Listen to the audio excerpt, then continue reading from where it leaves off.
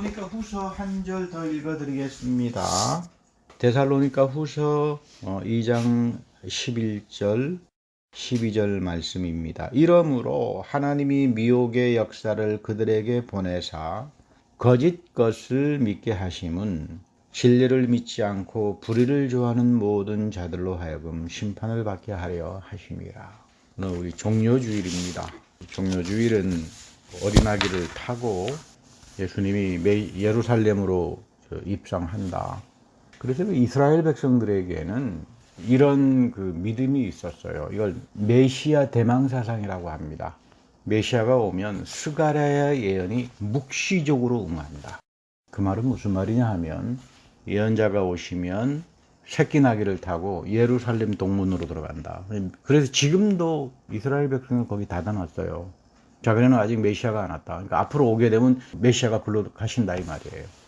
예수님이 어린 새끼 나귀를 타고 그 예루살렘 동문으로 들어가세요. 그러니까 전부 다 예수님 당시에 이스라엘 백성들, 야 이제 메시아가 왔구나. 이제 메시아가 오면은 이 사람들은 로마를 물리치고 이 예루살렘에 천년왕국이 이루어져 가지고 온 세계가 우리를 섬기겠구나. 그게 바리새파, 사두개파, 그리고 모든 예수님 당시의 사람들, 심지어 예수님 제자들까지도 그렇게 생각했어요. 그런데 예수님은 종말을 전혀 다르게 생각합니다. 오늘도 마찬가지예요. 하나님은 우리와 전혀 달라요. 이걸 그래서 여러분 성경을 통해서 잘 그 지혜를 통해서 배워야지 안 하면은 지금 우리가 사는 시대는 참 난리가 날 수 있어요. 예수님은 종말을 뭘로 생각하셨냐면 십자가에 죽는 거예요. 모두 다 영광을 생각하고 예루살렘에 막 천년왕국이 이루어지고 이제 메시아가 왔구나 환호성을 지르는데 오히려 예수님은 십자가에서 무력하게 달려 돌아가세요. 어떤 분은 앙케이트를 보니까 교회를 자기가 안 나가는 이유가 있다. 교회를 가면 너무 죄에 대해서 이야기를 많이 하고 회개를 많이 하니까 내가 교회를 가면 무슨 범죄자가 되는 기분이 들어서 가기 싫다. 대한민국 앙케이트에 이제 나오는 이야기입니다. 죄가 뭔지를 몰라요. 여러분 세상에서 잘못하면 감옥 가지 않습니까? 근데 여러분 하나님 앞에서 범죄하면 감옥 갑니까? 예를 들어서 이게 성경에서 말하는 죄라고 하는 건 영적인 거예요. 하나님과 나의 관계가 어그러지는 거를 죄라고 하죠. 그렇잖아요. 제가 말씀을 떠나버리고 신실한 예배를 떠나버리고 그럼 나의 영은 죽어버리는 거죠. 하나님이 그렇게 나를 선언하는 거예요. 너는 죽은 자다.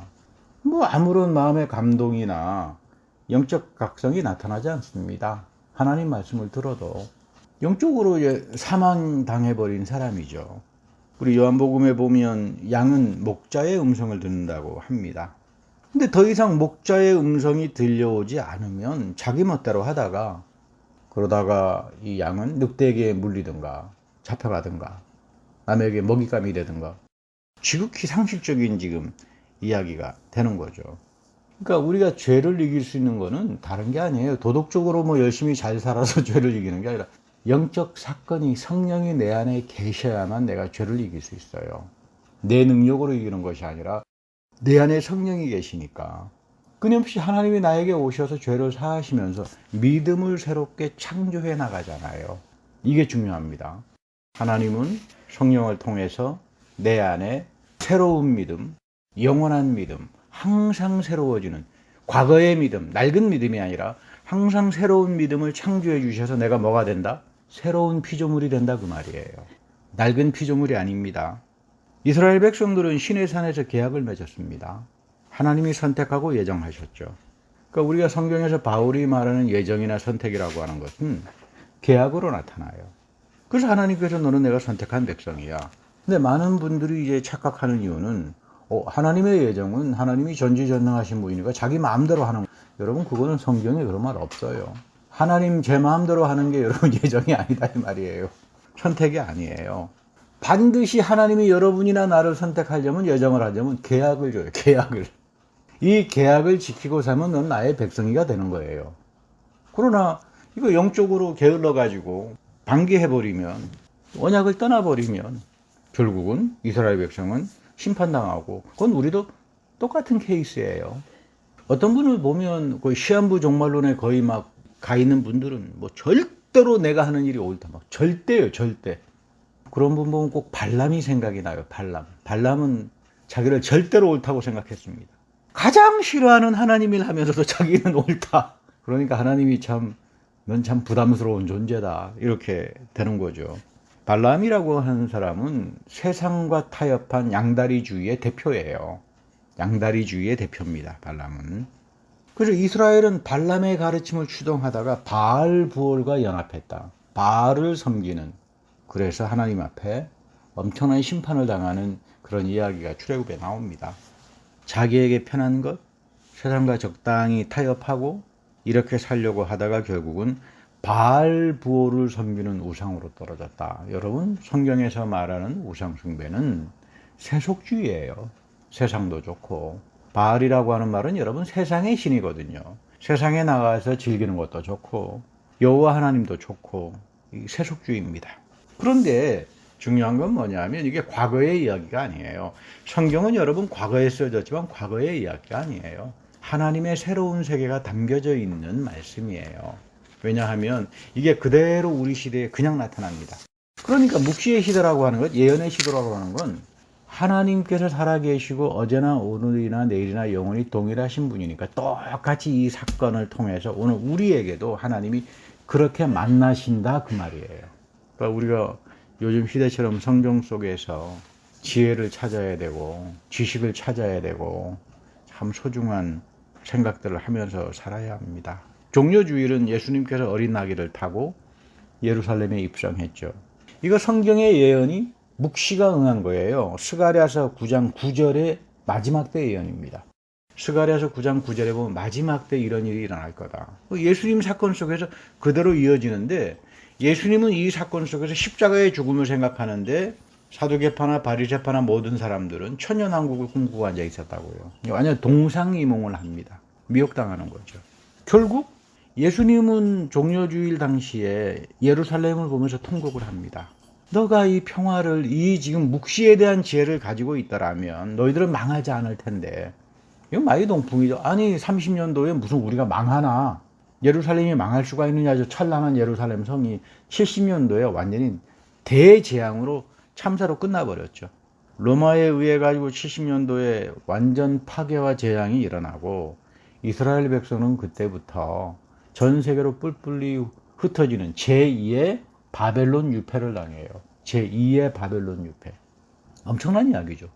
그런데 예수님은 종려주의를 통해서 십자가에 죽고 부활하셔서 성령을 부어주셔서 그리스도의 말씀에 귀를 기울이고 살았던 사람들에게 남은 자들을 통해서 교회를 이어가는데 오늘날까지 이어지는 거예요. 그러니까 여러분들이나 나나 다 이 남은 자들 속에서 서 있는 공동체에 서 있는데 이제 묵시 때 종려주의를 하게 되면 예수님께서 그 말하시죠. 그때는 뒤집어질 거다. 이게 무서워요. 오히려 이스라엘이 회개하기 시작하고 너희들 이방인 교인들은 믿음 다 떠나버릴 거다. 이거 여러분들 조심해야 돼요. 진짜 조심해야 돼요. 바울은 데살로니가 전서 2장 또 데살로니가 후서 2장에서 아주 중요한 말을 합니다. 여러분 이 데살로니가가 가장 중요한 이유는 신약 성경 중에 가장 빨리 쓰여진 성경이에요. 무슨 마태복음, 마가복음이 먼저 쓰여진 게 아니라 데살로니가가 50년도 초반에 여러분 이게 가장 빨리 쓰여진 이제 성경책이고 아주 중요하다. 여기에 바울의 이 묵시가 아주 깊숙하게 담겨져 있어요. 근데 여기에 보면 온갖 불의한 속임수로 멸망받을 자들에게 미혹하는 영이 나타난다. 이게 마지막 때입니다. 그런데 이 미혹하는 영들이 계속 나타납니다. 그 이유는 뭐냐 하면 왜 이들이 그러면 이런 미혹하는 영에 의해 가지고 멸망들을 당하는가. 더 이상 회개도 없고 구원도 없고 하나님 말씀을 소중하게 여기지 않아요. 이게 문제입니다. 그러니까 여러분 항상 기도해야 될 제목은 하나님 나에게 하나님의 말씀이 떠나지 않게 해주십시오. 항상 하나님의 말씀으로 채워지게 해주십시오. 우리 구약식으로 표현하면 이가봇 현상이 나타나지 않게 해주십시오. 성령이 떠나면 난 아무것도 할 수 없습니다. 이런 기도가 아주 중요합니다. 우리가 신앙생활 하면서 예정, 선택 이런 말을 참 잘 이해하기 어려워하시는데 예배소서 1장에 보면 중요한 말을 해요. 하나님은 창세전에 우리를 위해 그리스도를 선택했다. 그러니까 여러분 내가 예정당했다, 내가 선택당했다 이런 말 하지 마세요. 그런 말 없어요. 하나님께서 선택하고 예정하신 분은 누구? 예수 그리스도밖에 없어요. 내가 선택받은 사람이 아닙니다. 여러분들이 선택받은 사람들이 아니에요. 하나님께서 예수 그리스도를 예정했어. 창세 전에, 세상이 만들어지기도 전에. 이거 어마어마한 신비죠. 그런데 이 예수님이 십자가 부활에서 뭘로 나타나? 성령을 부어주셔가지고 새 언약의 주인으로 나오신다 이 말이에요. 예레미야의 그 새 언약을 묵시 때 완성시킨다, 성취시킨다. 그러니까 우리는 새 언약의 계약을 맺고 들어온 사람들이야. 이 언약을 지키고 사는 사람은 선택된 사람이에요. 근데 나 싫어, 내 멋대로 살 거야. 그럼 뭐 너 마음대로 해. 여러분, 이 선택은 예수님이 하셨구나. 그러니까 자유의지를 가지고 구원을 받는 게 아니라 자유의지를 가지고 자기 스스로 심판밖에 안 당합니다. 그래서 항상 성경에서 은혜 위에 은혜. 은혜는 한 번 받는 게 아니라 계속 끊임없이 만나처럼 뿌려져야만, 은혜의 은혜가 충만해져야만 내 믿음도 새로워지고 내 믿음도 깊어지고 구원에 대한 신비와 충만한 축복이 내 삶 속에 넘치게 드러난다. 그 이야기예요. 그러니까 이제는 하나님의 어린 양이 베풀어 주시는 은혜를 쫓아서 사는 길 밖에는 다른 구원의 길이 없습니다. 그래서 여러분, 믿음 생활이라고 하는 건 시작도 은혜, 마지막도 은혜로 끝나는 거죠. 우리 사도 바울이 내가 나 된 건 은혜다 이렇게 말하잖아요. 우리 예수님이 그러잖아요. 내가 알파와 오메가야. 내가 어제와 오늘이나 내일이나 다 동일하신 분이다. 그래서 이런 은혜 위에 은혜에 거하는 자들에게 능치 못함이 없어요. 그러니까 여러분들 모든 것들이 가능하게 됩니다. 이 은혜가 살아있으면, 성령이 여러분들 안에 살아있으면, 내 왜 이렇게 외부적인 조건이 안 되지? 뭐가 왜 이렇게 안 풀리지? 여러분, 이게 중요한 게 아니에요. 내 안에 지금 성령이 살아있나? 말씀이 살아있나? 난 거기에 순종하며 살아가나? 이런 사람에게는 뭐가 없다? 능치 못함이 없어요. 제대로 알아야 됩니다. 우리 한국 교인들이 가장 사랑하는 말씀이 믿음으로 구원을 받았다. 믿음으로만 구원을 받았다. 믿음으로만 구원을 받았다. 동사가 과거역이고 믿음으로만. 아무리 찾아도 없어요. 이 마지막 시대는 이제 미혹하는 영들이 나타나니까 성경으로 흘리면 그 성경 본문 어디에 있느냐 물어봐야 돼요. 그리고는 원전을 읽고 다 확인해야 돼요. 바울은 이렇게 말합니다. 이거 칭의론이다. 칭의론이라고 하는 말은 무슨 말이냐면, 믿음으로 구원받았다라고 하는 말은 뭐냐면 하나님이 나를 의롭게 칭해 주셨다. 난 의로운 거 없어요. 나에게는 하나님이 나를 여겨주신 거예요. 넌 의로운 자야고 여겨주셨으니까 난 되는 거예요. 하나님이 나를 의로운 자로 여겨주시지도 않는데 난 믿음으로 구원 다 받았어 그러면 하나님께서 웃지 않겠습니까? 우리 구약에 보면 하나님께서 가끔 비우신다고 그러죠. 비웃으신다. 그 하나님이 나를 보면서 비웃음을 하면 내가 이거 뭐가 되겠어요. 그 미혹하는 영을 받아가지고 다 심판하는 멸망할 짐승처럼 돼버린다 그 말이에요. 성령이 나에게 올 때 나는 나의 의지와 믿음으로 구원받지 않습니다. 성령이 나에게 오실 때 은혜를 알게 합니다. 예수님이 나를 위해서 십자가에 돌아가셨구나. 이분의 십자가의 희생이 없었다면 나는 3대째 저주와 엄청난 이 저주와 굴레의 사망으로부터 내 후손대대가 영적으로 사망을 향할 수밖에 없었구나. 이런 엄청난 죄악의 현실에서 하나님께서 그리스도 예수를 통해서 죄사함을 통해서 나를 구원하셨구나. 이거 여러분 아는 거는 여러분 안에 성령이 있는 사람만 알아요. 난 성령 받았나? 여러분 이 시간에도 그러면 돼요. 나는 정말로 그리스도의 십자가 앞에서 죄사함을 경험하고 정말로 예수의 죽음이 나를 위한 영원한 축복이라고 믿어지는 사람들은 여러분들 성령의 사람들이에요. 어떤 부흥사가 여러분 성령 받았습니까? 방언합니까? 뭐 합니까? 뭐 환상을 받습니까? 오늘 한번 해봅시다. 여러분 이거는 짝퉁입니다. 성경에서 전혀 그런 말 하지 않아요. 어디 여러분 성경에 구원 얻게 해가지고 환상을 보라고 그러고 방언을 하라고 그런 말이 어디 남아있어요? 없어요 그런 거. 그러니까 체험은 중요하지만 여러분 믿지 못하는 게 나의 체험입니다. 여러분 믿지 못하는 게 여러분들의 믿음 아닙니까? 항상 넘어지잖아요 항상. 뭐 저도 그렇습니다. 죄의 믿음도. 근데 바른 체험은 그냥 말씀대로 살고 붙들고 기도하고, 기도가 중요합니다. 이 기도는 성경에 보면 천사가 임재해요. 기도 속에는. 가장 좋은 건 여러분들이나 우리가 교회에 모여서 이렇게 예배를 드릴 때 천사가 임재합니다. 이게 천사의 기능, 예배를 돕는 분이에요. 천사는 우리의 기도를 향으로 바친다 이 말이에요. 우리가 이 모여서 이렇게 예배 드린다는 게 중요하죠. 그리고 순종하고 주일 성수했더니 뭐 하나님께서 그분의 말씀과 예언을 내 삶에서 뭐 체득하게 하고 응하게 해주시더라. 그러니까 이게 뭐 능치 못하는 일들이 내 안에서 하늘의 만나가 부어지기 시작하고 한 번의 역사가 일어나는 이런 것들이 내 삶 속에서 체험이 되더라. 그러니까 여러분 이게 가장 좋은 바른 체험이에요. 근데 사람들이 왜 이런 그 놀라운 축복에 가지 못할까? 하나님께서 호세아에게 그렇게 말합니다. 야, 내가 원하는 건 제사가 아니라 순종이야. 여러분 이게 무슨 말이냐면요. 너희들 예배 드리는 거 좋아. 예배 드렸으면 세상에 나가서 순종하고 말씀대로 살아야지. 우리가 예배 끝나고 세상에 나가서 그래 내가 말씀대로 순종하고 살 거야 하고 살 때부터 하나님의 기적의 사건이 벌어진다 이 말이에요. 근데 안 살아요. 사람들이. 이스라엘 백성들이 하는 농담입니다. 모세가 광야를 이끌고 떡 홍해 바닷가 앞에 오니까 아이고 모세도 아무리 천하의 모세지만 덜덜덜 떤다 이 말이에요. 이거 어떻게 하면 좋으냐. 그랬더니 옆에서 여호수아가 모세 선생님 순종해야죠. 그리고 팍 밀었다 그래요. 퉁덩 떨어지는 순간 바다가 쫙 갈라졌다. 이건 우리 이스라엘 백성들끼리 하는 농담들인데 유대인들이 만나면 순종할 때부터 하나님의 기적이 일어나는데 나는 안 해.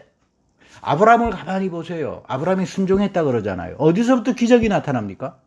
말씀대로 계약대로 살기 시작할 때부터 하나님의 은혜의 사건이 나타나는데 그냥 이스라엘 백성들은 그냥 나 예배만 좋아 그러고는 끝나버렸다 이 말이에요.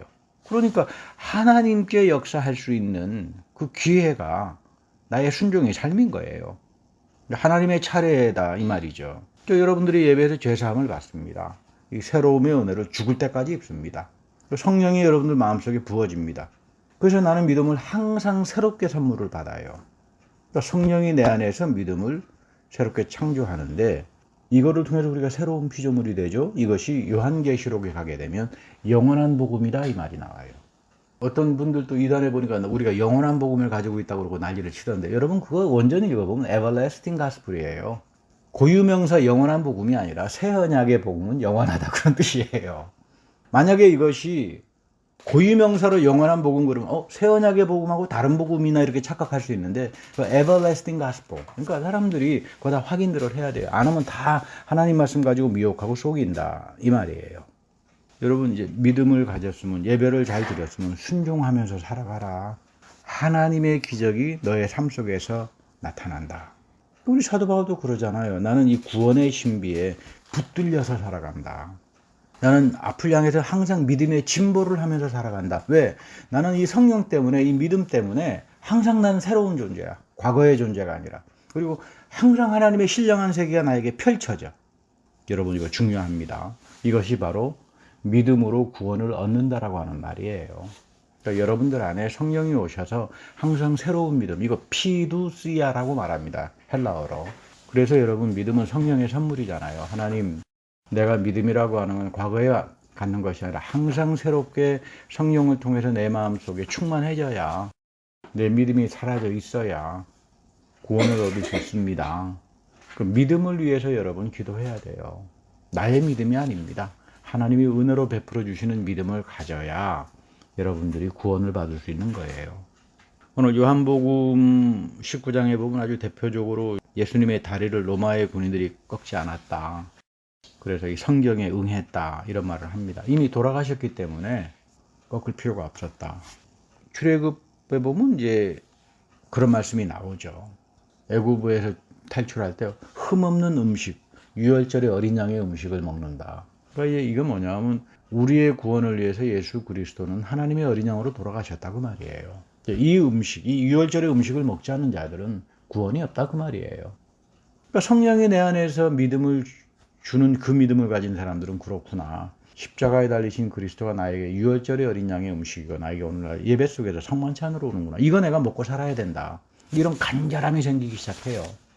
그런가 하면 이 스가랴서의 유명한 본문을 인용합니다. 요한복음에.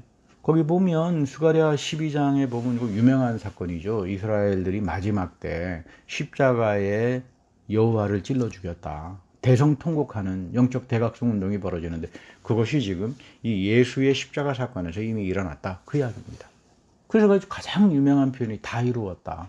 다 이루었다라고 하는 말은 뭐냐면 요한은 사도 바울과 더불어 묵시의 세계를 열어놓은 대표적인 분이에요. 그 이유는 뭐냐 하면 다 이루었다. 세상의 끝을 보았다 그 말이에요. 그게 세상의 끝을 본 사건이 요한계시록으로 이어지는 거죠. 그러니까 우리가 이 묵시에 대한 훈련들을 잘해야 나중에 여러분들이 요한계시록이 너무나 신비한 축복의 말씀이다라고 하는 게 여러분들 것이 돼야 돼요. 이 묵시의 시대에 영원한 복음이 열리는 요한계시록이 열릴 때 여러분들은 형통한 사람으로 살아가게 되는 겁니다.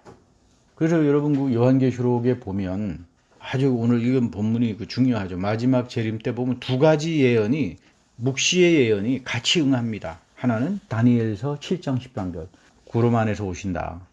이 구름 안에서 주님께서 오실 때에 우리는 몸의 부활을 입죠. 남겨진 자들은.